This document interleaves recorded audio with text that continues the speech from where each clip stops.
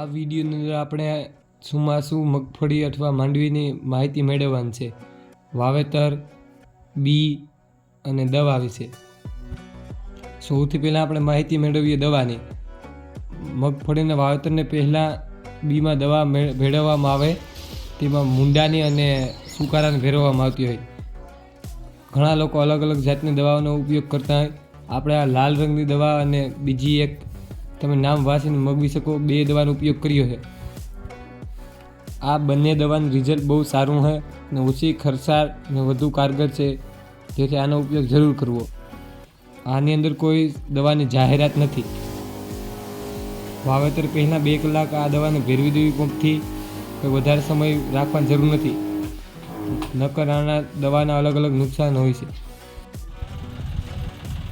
હવે બીની વાત કરીએ તો આપણે 18ની જાન્યુઆરી વાવેતરની અંદર સૌથી સારું બિયારણ એ 45 નંબરને ગણવામાં આવે.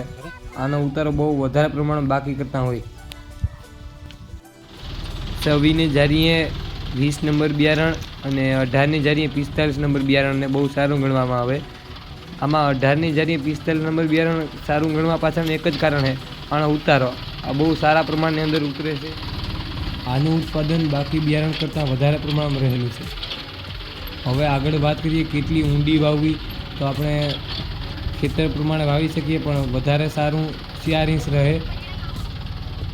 4 ઇંચ ઊંડું વાવેતર કરવાનું રિઝલ્ટ બહુ સારું છે.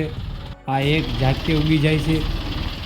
હવે જો આપણે આગળ વાત કરીએ કે વીઘે કેટલું બિયારણ નાખવું, કેટલા મણ, તો આપણે 18ની જાન્યુઆરીએ 45થી 50 કિલો સુધી આપણે નાખી શકીએ.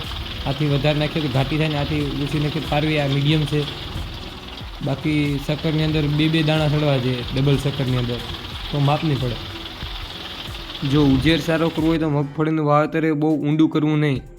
ઊંડું કરવાથી ઉજેર સારો થતો નથી. ઘણા ખેડૂતોએ જમીન પ્રમાણે 55 કિલો સુધી વીઘે 18ની જાન્યુઆરીએ નાખે છે. આની પાછળનું કારણ એ બિયારણ અને જમીન હોય. કારણ કે અમુક જમીનની અંદર બિયારણ એ બી મારે, એટલે કે બી ન ઉગે અમુક ટકા, જેથી પારવી ન થાય. તે માટે અમુક ખેડૂતોએ 55 કિલો સુધી 18ની જાન્યુઆરીએ નાખતા હોય. પણ સારું બિયારણ અને સારી જમીન હોય તો 45થી 50 કિલો સુધી નાખીએ તો બહુ સારું રહે. આ વિડીયોમાં આપેલ માહિતી એ 18ની જાન્યુઆરીએ અને ચોમાસુ મગફળી વિશે છે. આટલા ટૂંકા વિડીયોની અંદર આખી માહિતી આપવા માટે લાઈક કરી દેજો. અને જો વિડીયો ગમ્યો હોય તો આગળ શેર પણ કરી શકો. અને કોઈ પ્રશ્ન હોય તો કોમેન્ટ કરજો. અને આવા જ વિડીયો જોવા માટે મારા ચેનલને સબસ્ક્રાઈબ કરો.